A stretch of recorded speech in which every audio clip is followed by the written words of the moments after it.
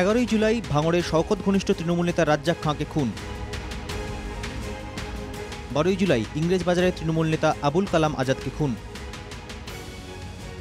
13ই জুলাই সাঁইথিয়ায় তৃণমূলের অঞ্চল সভাপতি পীযূষ ঘোষকে খুন।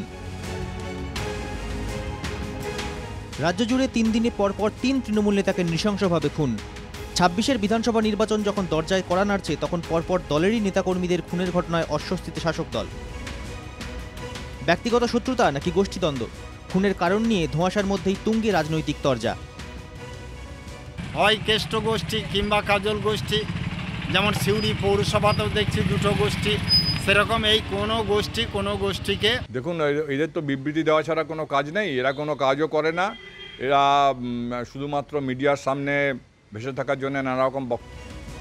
সাঁইথিয়া পঞ্চায়েত সমিতির কৃষি কর্মাধ্যক্ষ পীযূষ ঘোষকে মধ্যরাতে বাড়ি থেকে ডেকে নিয়ে গিয়ে পয়েন্ট ব্ল্যাঙ্ক রেঞ্জ থেকে গুলি করে খুন করা হয়।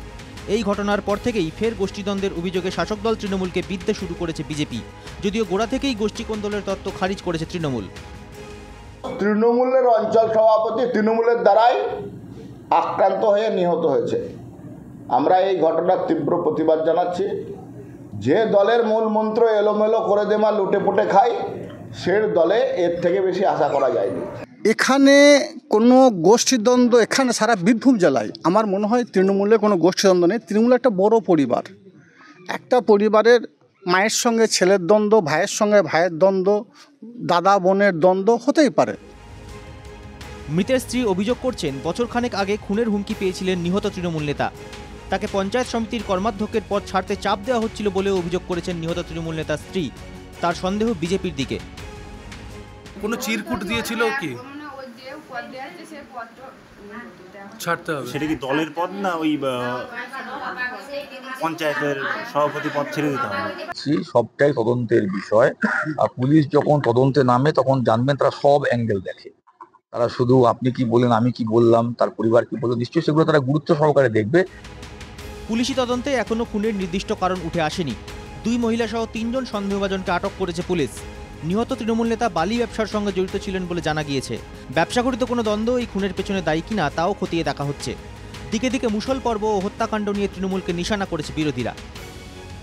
পয়সা নিয়ে ভাগাভাগি, যখন এক পক্ষ পাচ্ছে না অন্য পক্ষকে মারছে, অন্য পক্ষ যখন দাবি করছে যে উপরে জানিয়ে দেব বা আমাদেরকে ভাগ দিতে হবে, তখন যে পক্ষ খাচ্ছে সে খুন করছে। প্রতিদিন তো বলছি আমরা, আর মারার তো লোক নেই না, এত বেশি সেখানটায় ক্রিমিনাল, এত বেশি সেখানটায় সমাজ বিরোধী, এত বেশি সেখানটায় হাড়মাদরা ঢুকে আছে, তাদের তো কাজ পাচ্ছে না। তারা বলে নিজেদের মধ্যে রক্তক্ষরণ তাদের শুরু হয়েছে। এই রক্তক্ষরণের মধ্যে দিয়ে তৃণমূল দল আগামী দিনে এই পশ্চিমবঙ্গ থেকে উঠে যাবে। খুন করছে তৃণমূল, তার গ্রেপ্তার হচ্ছে তৃণমূলকে টার্গেট করে এইগুলো করা হচ্ছে। যারা তৃণমূলকে মানুষের রায় পাল্লা দিতে পারছে না তারা করছে। কে কবে আগে তৃণমূল করত, এখন তারা কার সঙ্গে আছে সেটাই তো দেখতে হবে।